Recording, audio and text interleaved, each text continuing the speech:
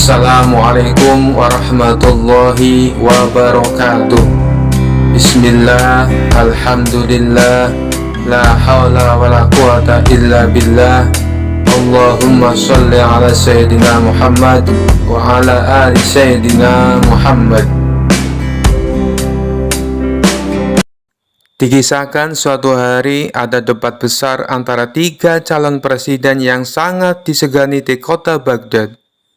Masyarakat sangat penasaran dan berharap Abu Nawas yang terkenal karena kecerdasannya akan menjadi moderator debat pilpres tersebut. Saat hari debat tiba, Abu Nawas diundang untuk memimpin acara tersebut. Calon presiden pertama adalah alim bin cerdas. Calon presiden yang kedua adalah bijaksana bin pintar. Dan calon presiden yang ketiga adalah kaya bin wawasan. Debat pilpres pun dimulai dengan pertanyaan pertama dari Abu Nawas. Bagaimana Anda akan menangani masalah kemiskinan di kerajaan ini? Alim bin cerdas menjawab dengan bijak. Saya akan mengadakan program pendidikan dan pelatihan keterampilan untuk meningkatkan kesejahteraan masyarakat. Bijaksana bin pintar pun mengikuti. Saya akan memperkenalkan kebijakan ekonomi yang stabil dan berkelanjutan untuk menciptakan lapangan kerja yang baru. Kemudian tiba giliran kaya bin wawasan, yang dengan penuh keyakinan berkata, saya akan memberikan setiap warga negara sejumput emas agar mereka bisa menjadi kaya. Semua orang terkesima dengan jawaban tiga calon presiden itu. Abu Nawas tanpa ragu bertanya, dari mana Anda akan mendapatkan sejumput emas untuk setiap warga negara? Kaya bin wawasan tersenyum dan menjawab, saya akan minta pada alim bin cerdas dan bijaksana bin pintar untuk menemukannya. Mereka pasti akan menemukan caranya.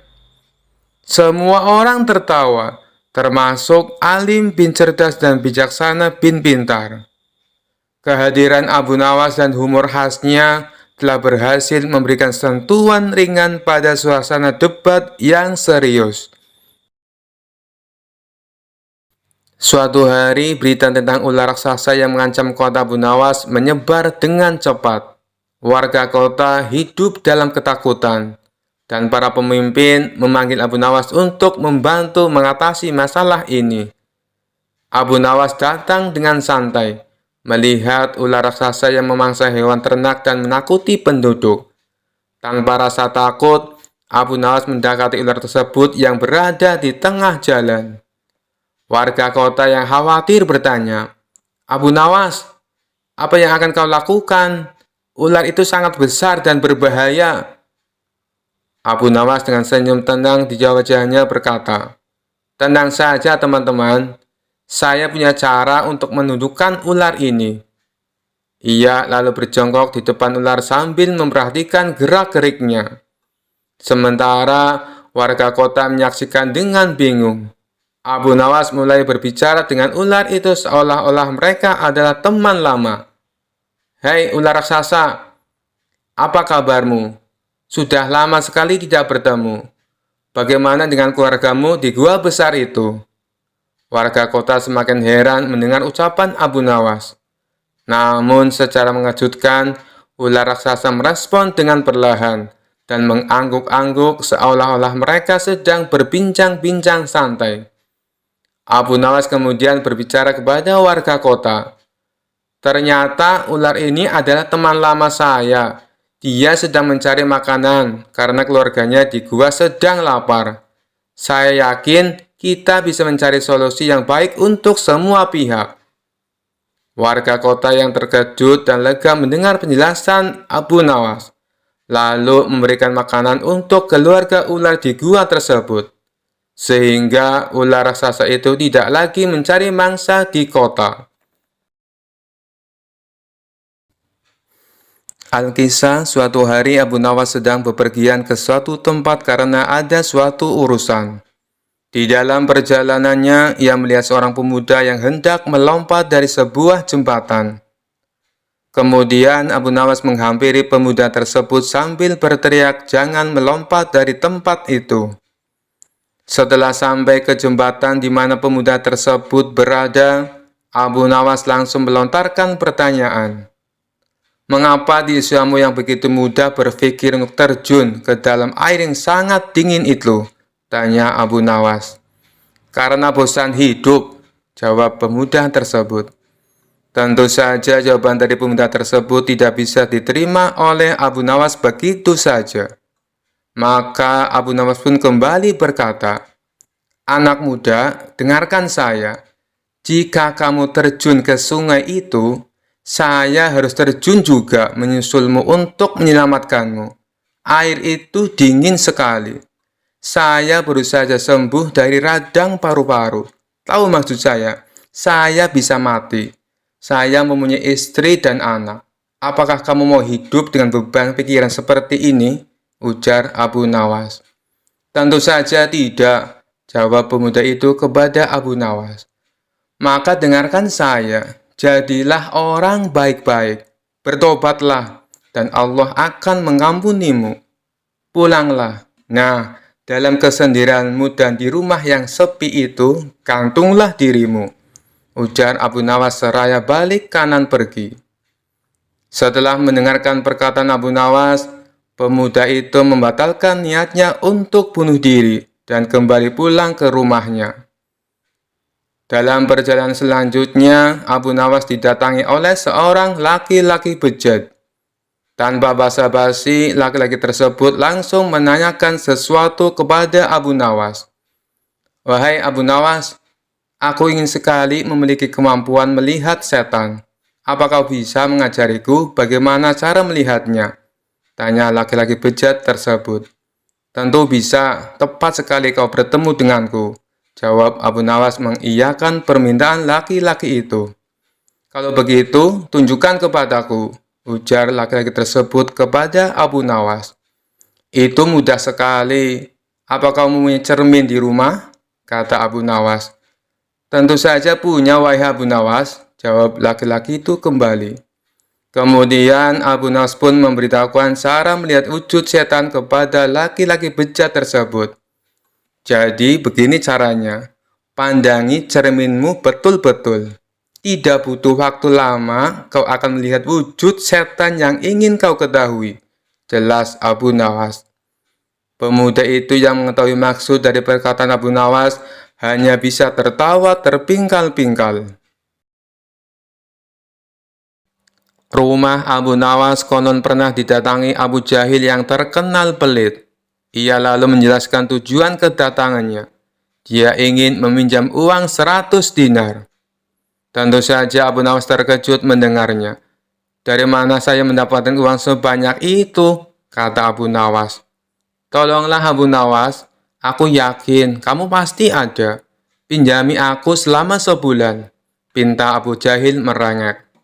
Awalnya Abu Nawas tidak mau mengabulkan permintaan Abu Jahil.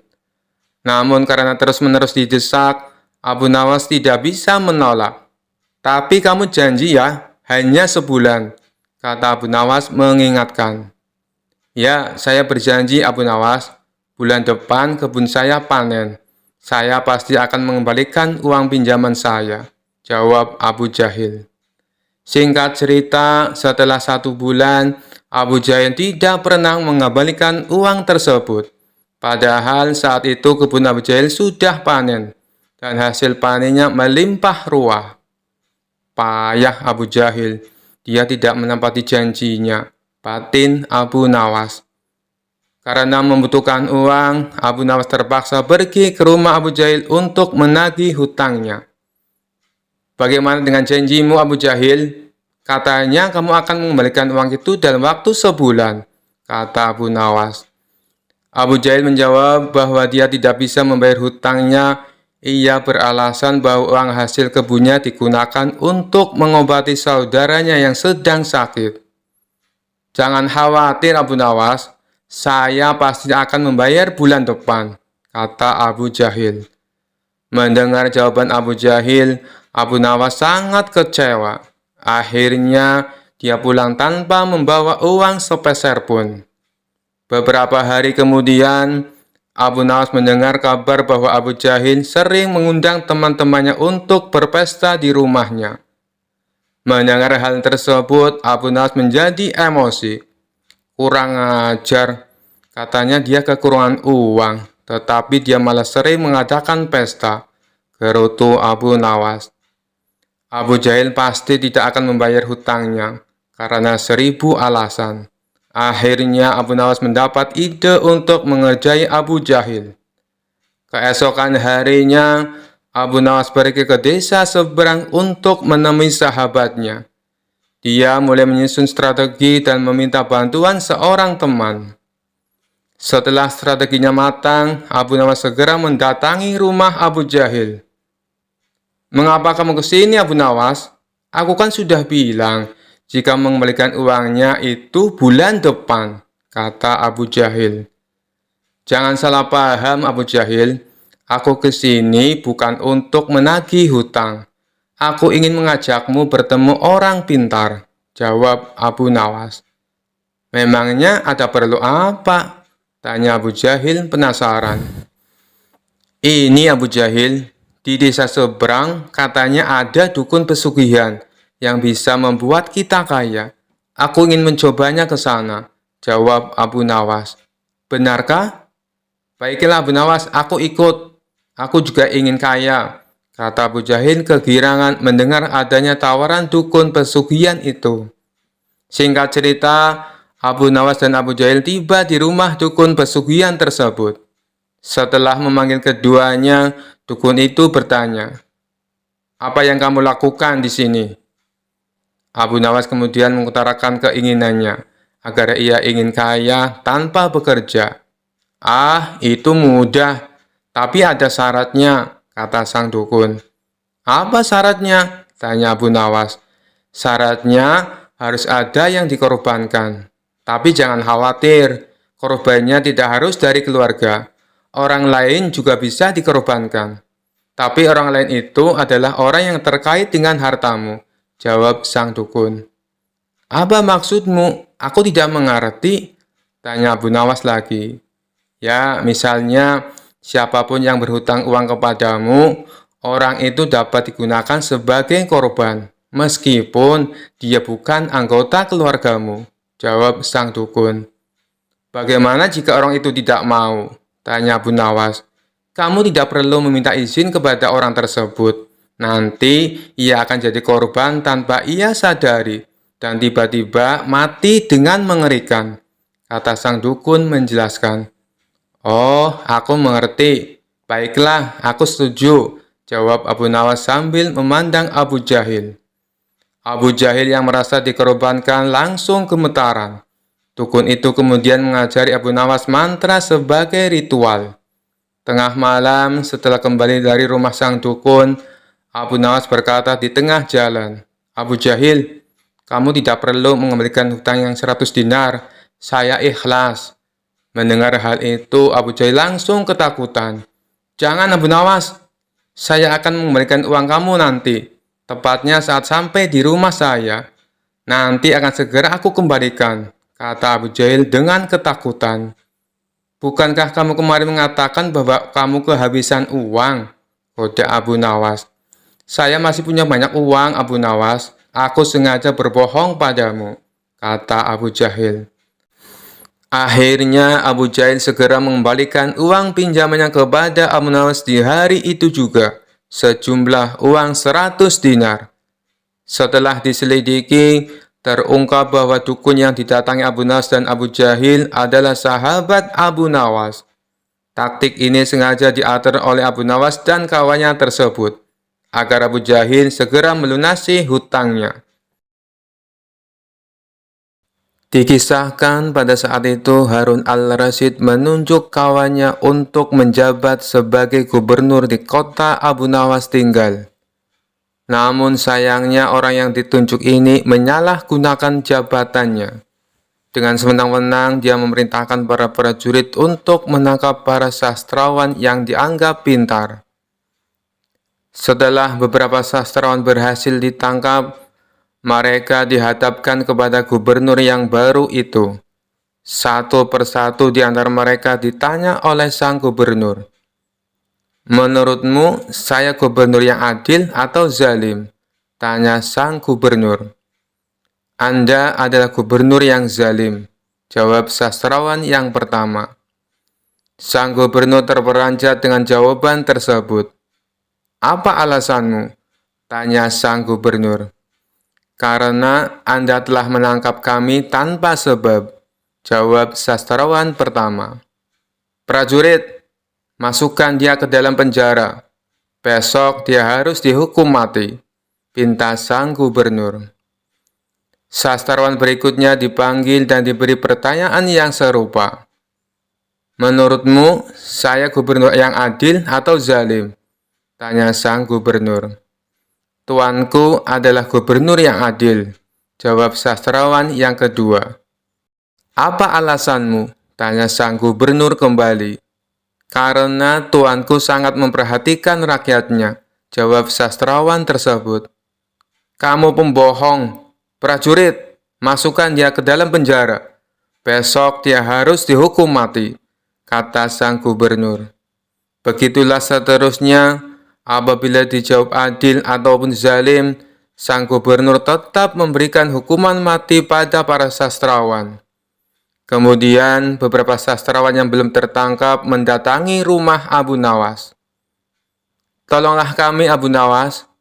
Beberapa kawan kita dijatuhi hukuman mati," kata mereka penuh khawatir. Abu Nawas terkejut mendengarnya. "Kenapa gubernur melakukan hal itu? Bagaimana ceritanya?" tanya Abu Nawas heran. "Kami sendiri tidak tahu, Abu Nawas. Tanpa sebab, gubernur yang baru menangkapi para sastrawan di kota kita. Lalu mereka ditanya satu persatu, apakah dia gubernur yang adil atau zalim. Bila jawabannya zalim, akan dihukum mati. Bila jawabannya adil, juga tetap akan dihukum mati," kata mereka menjelaskan. "Pasti gubernur sakit. Dia sudah tidak waras," ucap Abu Nawas. "Itulah kenapa kita ke sini, Abu Nawas. Kita mendatangimu agar kau menyelamatkan kawan-kawan kita. Sebab rencananya besok kawan-kawan kita akan dihukum mati," tutur mereka. "Baiklah, aku akan ke istana gubernur sekarang juga. Kalian pulanglah," ucap Abu Nawas. Maka berangkatlah Abu Nawas ke istana. Sesampainya di tempat gubernur, Abu Nawas langsung menghadap sang gubernur. Melihat kehadiran Abu Nawas, sang gubernur langsung emosi. "Ngapain kau datang ke istanaku?" tanya sang gubernur. "Saya mendengar kabar Anda menyuruh beberapa prajurit untuk menangkapi para sastrawan pintar di kota ini. Tapi kenapa aku tidak ditangkap? Saya sangat tersinggung," jawab Abu Nawas. "Oh, jadi kamu menganggap dirimu bagian dari mereka?" tanya sang gubernur. "Tentu saja, masyarakat di kota ini tahu siapa aku. Aku adalah sastrawan terpandai di kota ini," balas Abu Nawas. "Baiklah, Algojo, tangkap Abu Nawas dan penggal lehernya," perintah sang gubernur. "Tunggu dulu, sebelum leherku dipenggal, perintahkan Algojomu agar jangan sampai merusak rambutku, sebab aku baru saja keluar dari tukang cukur," sahut Abu Nawas. Mendengar itu, sang gubernur langsung tertawa terpingkal-pingkal. "Itulah jiwa kesatria yang aku kagumi darimu. Aku mengampunimu, Abu Nawas," kata sang gubernur. "Bolehkah aku meminta satu permintaan?" tanya Abu Nawas. "Apa permintaanmu? Katakan saja," jawab sang gubernur. "Saya juga minta pengampunan untuk kawan-kawanku," pinta Abu Nawas. Sejenak sang gubernur terdiam. "Aku akan mengabulkan permintaanmu, tapi ada syaratnya. Kamu harus bisa menjawab 3 pertanyaanku," ujar sang gubernur. "Baik, Tuan, saya siap menjawabnya," sahut Abu Nawas. Menurutmu, aku gubernur yang adil atau zalim? Tanya sang gubernur. Tuan, bukan gubernur yang adil, bukan pula gubernur yang zalim. Orang-orang yang zalim itu adalah kita, sedangkan Tuan adalah pedang keadilan yang membalas kezaliman, jawab Abu Nawas. Luar biasa, jawabanmu sungguh menakjubkan Abu Nawas. Sekarang pertanyaan yang kedua, mana yang lebih bermanfaat, matahari atau bulan? Tanya sang gubernur. Matahari terbit di siang hari bersamaan dengan terangnya dunia, maka menurutku matahari kurang bermanfaat. Sementara bulan terbit di waktu malam yang menerangi dunia dan menjadikannya seperti siang, maka menurutku manfaat bulan lebih besar, jawab Abu Nawas. Sang gubernur pun tertawa dengan jawaban Abu Nawas, meskipun nyeleneh tapi masuk akal. Baiklah Abu Nawas, sekarang pertanyaan yang terakhir. Menurutmu warna angin itu apa? Tanya sang gubernur. Warna angin itu merah, Tuan, jawab Abu Nawas enteng. Apa alasanmu? Tanya sang gubernur kembali. Kalau kita masuk angin, lalu badan kita dikerok, pasti akan muncul warna merah pada tubuh kita. Itu menunjukkan kalau anginnya sedang keluar. Berarti warna angin itu adalah merah, jawab Abu Nawas. Untuk kedua kalinya sang gubernur dibuatnya tertawa terpingkal-pingkal. Kamu memang cerdik Abu Nawas. Kamu mendapatkan apa yang kau inginkan. Ternyata apa yang dikatakan Baginda Raja tentangmu memang benar Abu Nawas, tutur sang gubernur. Abu Nawas spontan kaget mendengar nama Baginda Raja disebut. Maksudnya Tuan bagaimana? Tanya Abu Nawas penasaran. Sebelum aku ditugaskan kemari, Baginda Raja memberitahu saya kalau di kota ini banyak sastrawan pintar, dan di antara sastrawan yang paling cerdik adalah kamu. Saya berniat memanggil mereka untuk saya kasih hadiah, tapi sebelumnya saya ingin mengerjai mereka dulu. Ternyata kamu malah datang untuk membantu mereka. Dan ini adalah suatu kesempatan bagi saya untuk menguji kecerdasanmu, jelas sang gubernur. Jadi, hukuman mati yang Tuhan berikan hanya pura-pura? Tanya Abu Nawas kaget.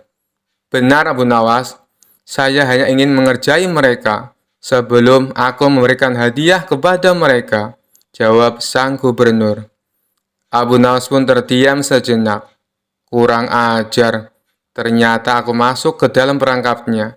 Tunggu saja pembalasanku nanti, ucap Abu Nawas dalam hati. Sekian dulu perjumpaan kita kali ini. Sampai bertemu lagi di kisah-kisah selanjutnya. Terima kasih yang sudah subscribe dan setia menonton channel ini. Wassalamualaikum warahmatullahi wabarakatuh.